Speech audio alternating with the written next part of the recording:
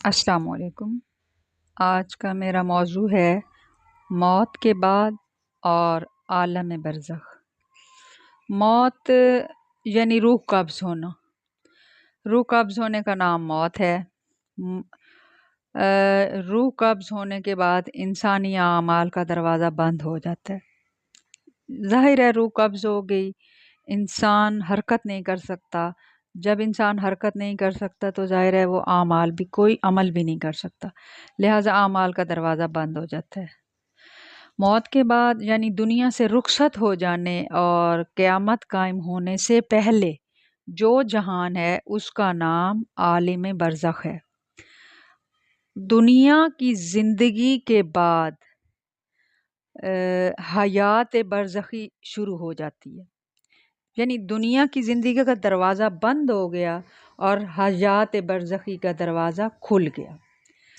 مرنے کے بعد تمام انسانوں اور جنوں پر بھی موت واقع ہوتی ہے۔ بے شک ان کی عمریں لمبی ہوتی ہیں لیکن وہ بھی انسانوں کی طرح مرتے ہیں۔ انسانوں اور جنوں کو اسی عالم برزخ میں رہنا ہوگا، ٹھیک ہے۔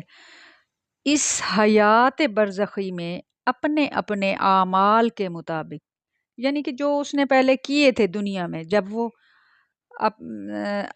موت سے پہلے ٹھیک ٹھاک تندرست تھا، جو وہ عمل کرتے تھے ان کے مطابق کسی کو آرام ملتا ہے اور نعوذ باللہ کسی کو تکلیف۔ مسلمانوں کی روحیں ان کے مرنے کے بعد مختلف ہوتی ہیں، یعنی کہ درجات کے اعتبار سے مختلف مقامات میں رہتی ہیں۔ بعض کی آسمان اور زمین کے درمیان میں رہتی ہیں، بعض کی روحیں عرش کے نیچے رہتی ہیں، بعض کی قبر پر رہتی ہیں، بعض کی آسمانوں میں ماشاءاللہ، اور بعض اعلیٰ علیین میں۔ سبحان اللہ، اولیاء کرام بہت بڑے بڑے مقامات ہوتے ہیں، یہ درجات میں تقسیم ہو جاتی ہیں۔ مگر یہ روحیں کہیں بھی ہوں ان کا اپنے جسموں سے بدستور تعلق رہتا ہے، یعنی روحیں بے شک کہیں ہوں لیکن ان کا تعلق جسم سے برقرار رہتا ہے۔ جو کوئی ان کی قبر پر آئے اس کو وہ دیکھتے، پہچانتے اور اس کی باتوں کو سنتے ہیں۔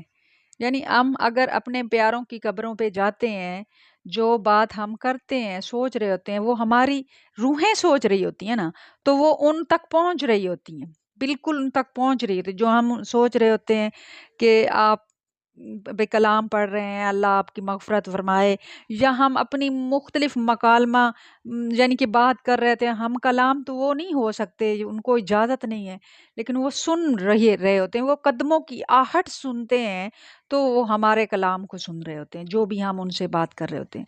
اگرچہ مرنے کے بعد روح جسم سے جدا ہو جاتی ہے لیکن روح کا تعلق جسم کے ساتھ باقی رہتا ہے۔